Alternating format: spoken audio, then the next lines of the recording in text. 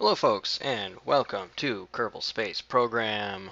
My name is Reality Vale, and I picked this game up a really long time ago, and I thought, hey, the 0.16 update has a lot of good new features in it. I thought this would be a good opportunity to start a Let's Play now that we can EVA the Kerbals, and there are new parts and all kinds of McGubbins. So while I had deleted my old ships file, just deleted my old persistence file. We're getting a fresh start, fresh version, lots of new features. This is going to be a great time. And I'm going to start off by saying that this title screen is a huge improvement. I mean, I know the last one was like a blue background with the logo and some yellow text, which is fine, for an alpha release. It's great. It's functional. It's all you really need. But this is good. This is fantastic. Although one thing bothers me is that these three Kerbals are just sort of floating here. I don't see a spaceship, so I'm guessing they're probably screwed. But it might just be the spaceship might just be off screen, over to the right or something. But yeah, without further ado, let's go ahead and jump right in. And I know the very first thing I'm going to do is I'm going to play around with EVA, because this is the feature that I have been really waiting for, because it really gives it more of a sense of, yeah, okay, you have this rocket and that's all well and good, but when you can EVA, it actually feels like you have astronauts because they can move and walk around. And in the old version, it was all well and good to get to the moon, but once you got there, the only thing you could do is leave. Unless you were very, very good at this game, and then you could build rovers and such, but I was never really that talented. So I would get there, and then I would go home, and it was like, meh. Hey, I made it to the moon, great. But now they can walk around, and that'll be kind of neat. It'll make it feel like I'm at the moon, I'm there, I got it, and I can climb up on a hill and all that. But I'm getting ahead of myself. So all I want to do right now is play around with the EVA controls, try to figure out how everything works. So we're gonna go ahead and whoa, I got a new module. What's this? Command Pod Mark 1. Originally built as a placeholder for a demonstration mock-up of a rocket. Wait, okay. So this is the placeholder for a demonstration mock-up rocket. So it's a mock-up, it's a demonstration of a mock-up, it's the placeholder for the demonstration of the mock-up. That's not a that's not a good start. The Mark 1 command pod was heralded as a far safer and more reliable opinion than its predecessors by rocket scientists throughout the world. It is now commonly seen in active service. Cool. Let's go ahead and select it then, hit accept, and since we don't really care about this thing, it's just going to be a test for EVA and such. We're just going to go ahead and say screw it and take it right to the launch pad, and let's figure this out how this goes. Did I miss the button? Why is it not launching? Launch.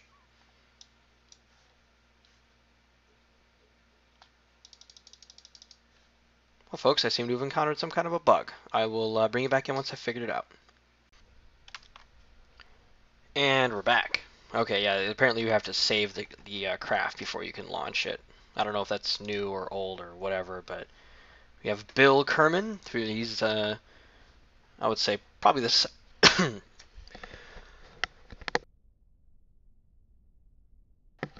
Excuse me. Apparently, I always considered him to be the second in command, so that's fine. Jeb must be busy. So, busy being awesome, probably driving a sports car or something. That guy. Anyway, I'll go ahead and EVA Bill Kerman, and look at that helmet. What is going on here? What the heck? Anyway, it's amazing.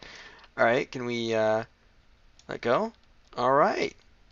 Look at it. Look at him waddle. What the heck? That is too funny. Look at what? It feels like he should just tip right over. That is just too much helmet. That's amazing. Anyway, okay, we can run. All right, but I wouldn't recommend running. You'd probably trip and fall. Man, with a helmet like that, you'd never get back up. That's amazing. All right, so we're plodding along. Now if we hit R, we can bring out the RCS, and I'm going to assume that this isn't going to work. No, but I mean, here you can see you can go up, you can go down, you can go. Well, okay, if I try to go left and right, he just does it with his feet because he's not an idiot. I wonder if I try to go up and jump. Hey, you get some air out of that. A normal jump is just like nothing. I have a lot of fuel in them things. I wonder if you can, like... let's go for a walk. So we go off the edge here. Hit the RCS pack. Do you fall on the ground? Bug. Oh! Whoops. Okay, I think...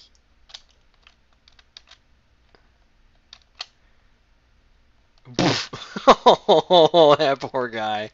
That helmet is just too big. Oh, can we go in here? That helmet is just too big for that poor guy. Oh, bonk. Alright, let's turn off the RCS. He's gonna... Oh, that poor fella. Can we get up here? Huh. Okay, I think we're gonna have to use the RCS help. Get a little help here. Here we are. Hit the thrust. Get up there. Oh.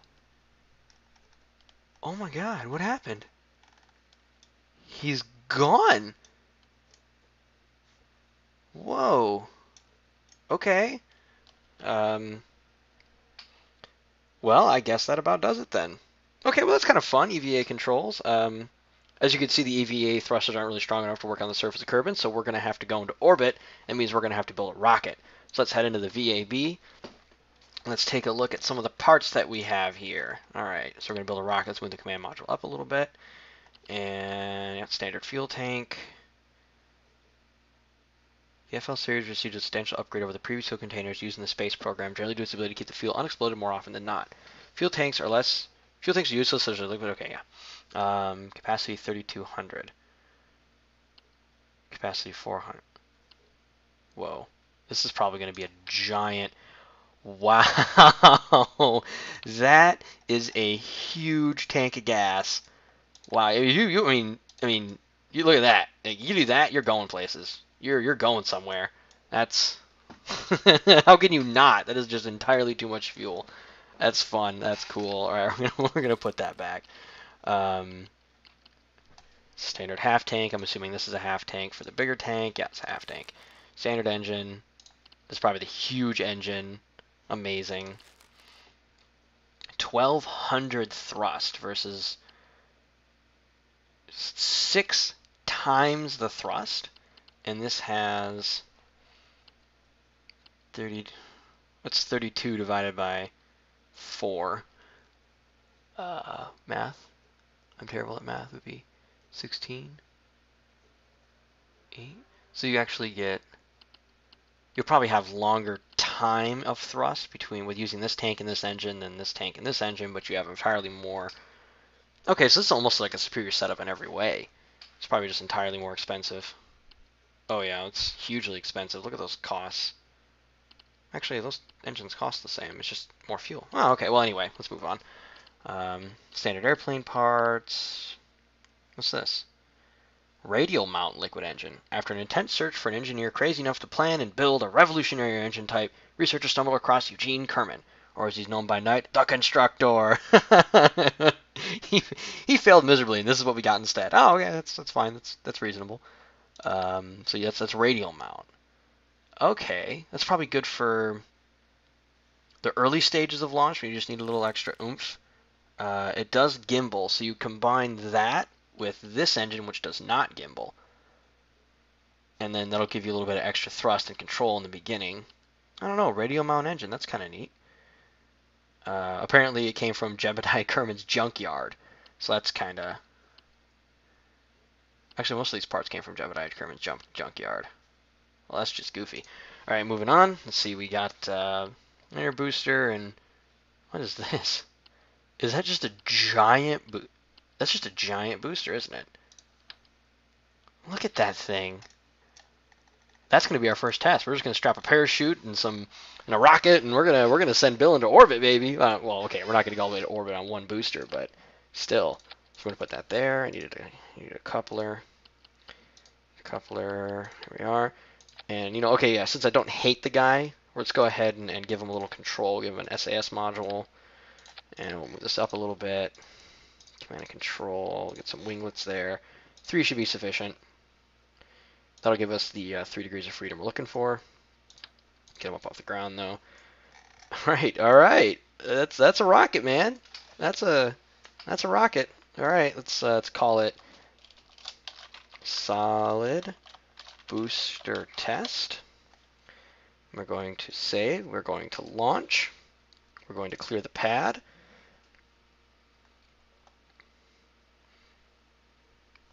Clear the pad.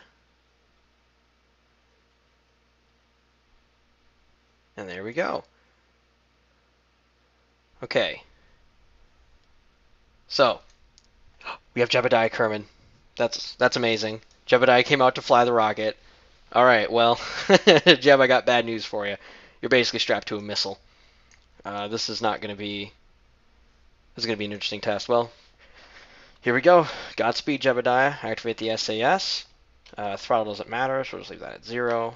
And launching. 5, 4, 3, 2, 1, launch. And there it goes. 5Gs right off the bat. It just leapt off the launch pad. We're already gone, man. We are heading skyward. Oop, a little bit of glitchiness there. That's okay. Look at that. We're going to break the sound barrier. And there's 3. Bam! Shattered it. We're gone, man. We destroyed the sound barrier. I wonder if... No, we're not going to hit Mach 2. We're going to run out of gas first. But look at that. Almost 1,000 meters per second. We did break it. Did it hit 680 there for a second? We almost hit Mach 2. Straight up into the air. This thing's got a lot of power. Okay, that's going to be good.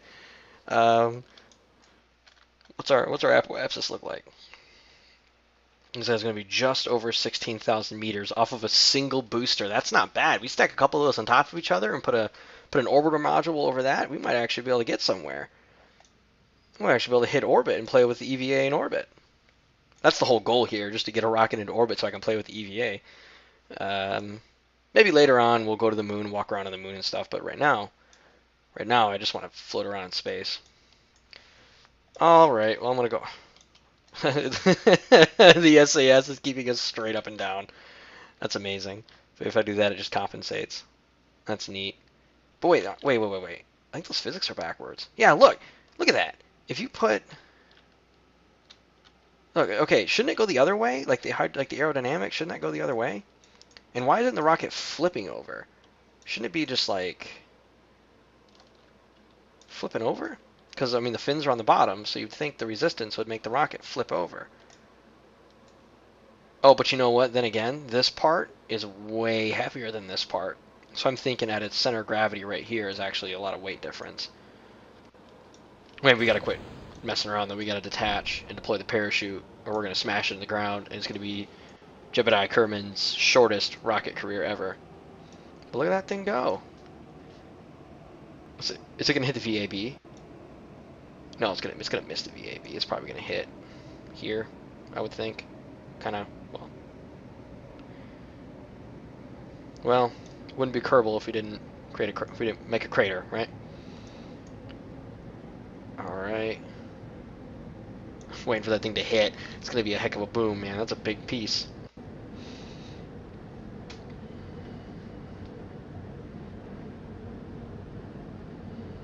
And wait for it.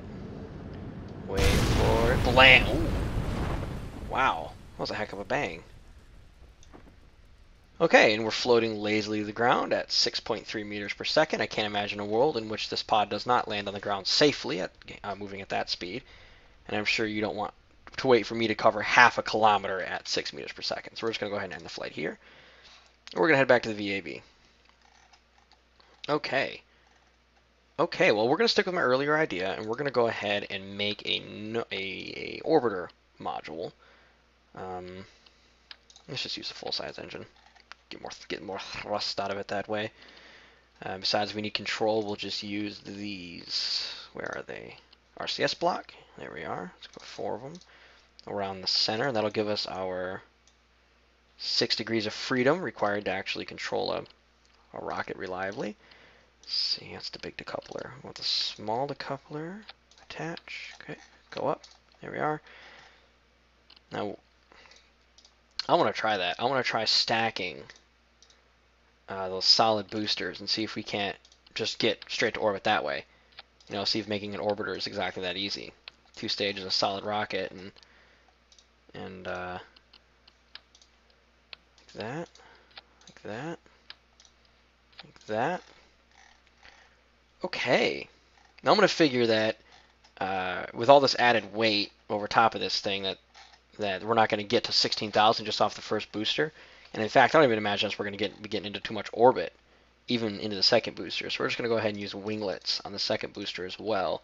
But I'm going to put them like here to see if they won't counter some of the shaking. Because I mean, this rocket is very tall and very spindly. So once things are going to start to happen, we're going to get a lot of shake. I mean, unless they've patched the physics system, but I guess we'll find out. Also, I only really want 3. I mean, stick with the theme, right? And I'll put it in the middle and see if maybe that doesn't help counter shake. But I don't have high hopes, so we'll call it solid booster test and head to the launch pad. Holy crap! There's guys in the hangar. I didn't even know. Wait. No. And oh yeah, we're going back to the. What is this? What is this? Look at them. There's little guys in the hangar. That's awesome. Look at them all. Okay. We just got the scientists. The scientists there. The scientists there. We got some workers.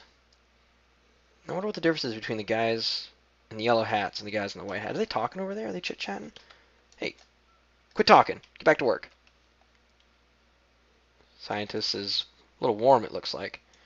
Okay, it looks like those guys are the, controlling, oh, we're going out, but we're not leaving yet, guys. You can relax.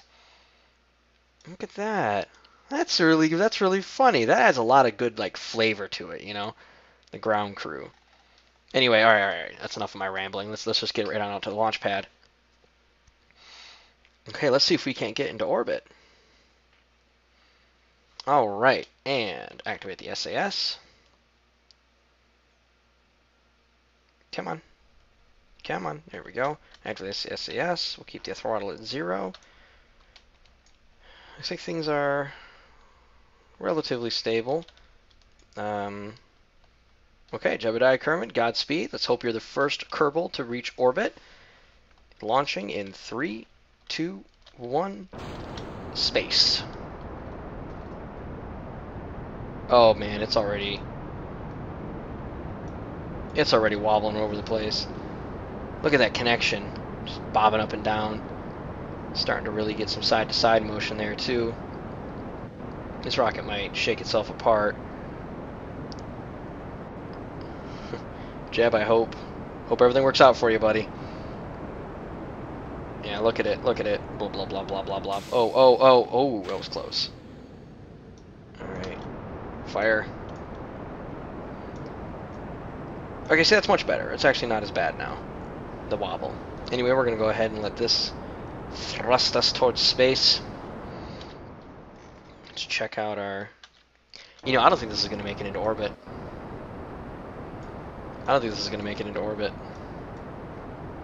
Now, I can tell you right now, we're only 10,000 meters. Throttle up for the changeover.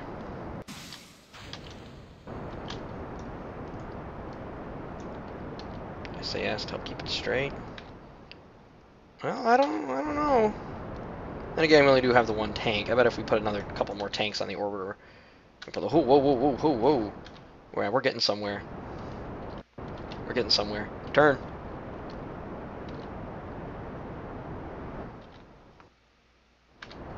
Main engine cut off. We still have a quarter tank of gas, and we're at 105. You know what? If we don't hit orbit, if we don't get to orbit with this, you can definitely see it from here. Okay, let's go ahead and oh, we're still in the atmosphere. We need to get up out of the atmosphere before we can speed boost. But man, we hit some pretty serious speed going on there. We hit some very serious speed. I might have to take it back, man. We might make it into orbit just with this little derp test. Okay, still in the atmosphere. Where does the atmosphere end for KSP? Not 60. Well, okay, as soon as we get out of the atmosphere, this will definitely be suborbital. And Jebediah Kermit will be the first Kerbal to leave the atmosphere. And indeed he is. So it just goes from 1 to 5.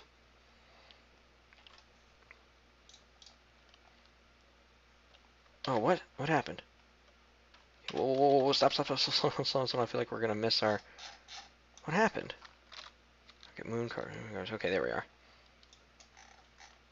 Oh crap, we're there, we're there, we're there. We're there, we're there, we're there. Turn, turn, turn. Freeze it. Full throttle.